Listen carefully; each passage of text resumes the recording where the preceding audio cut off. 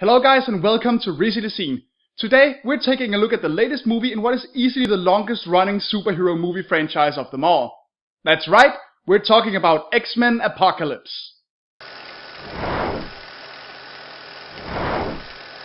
It's the 1980s and things are finally starting to look up a bit for the mutant community.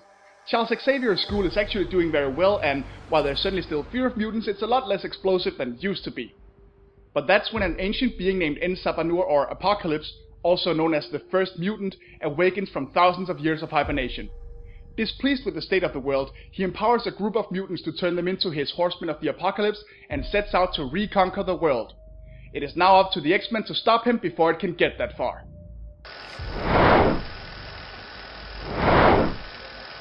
Visually speaking, this movie is a feast for the eyes. It's bright and colorful even when the plot takes dark and serious turns, and each character comes across as unique and instantly recognizable even when they aren't necessarily flashing their mutant powers. The action scenes, and in particular the long, drawn-out, breathtaking climactic battle, also take full advantage of every character's ability, making them truly larger than life.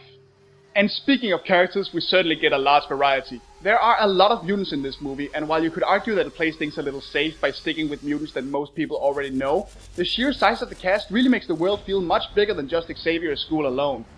Similarly, a few glimpses of mutant culture around the world gives this movie a scale that, for as great as most of the other X-Men movies were, was kind of lacking before.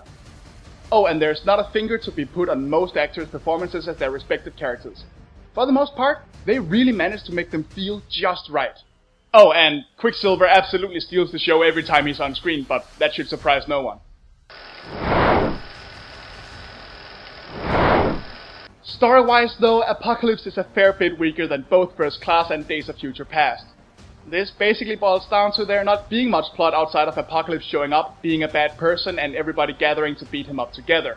It's serviceable, and it leads to some of the greatest X-Men action you could ever imagine, and the movie does try to cram in a few character moments to keep things interesting, but ultimately we're sticking to familiar ground without giving new arrivals much time to shine. For my talk of there being a lot of characters and them being portrayed really well, a lot of them, and especially many of the newly included mutants, are basically glorified cameos. Especially the four horsemen, despite looking impressive and pitching in with a lot of action, are basically just window dressing to Apocalypse himself and don't really get much to do. And other cameos are so short that you may actually blink and miss them. Giving some of these characters at least a minute or two more to do something really wouldn't have hurt. In many ways, X-Men Apocalypse marks the point where the movies finally become as high concept as the comic books.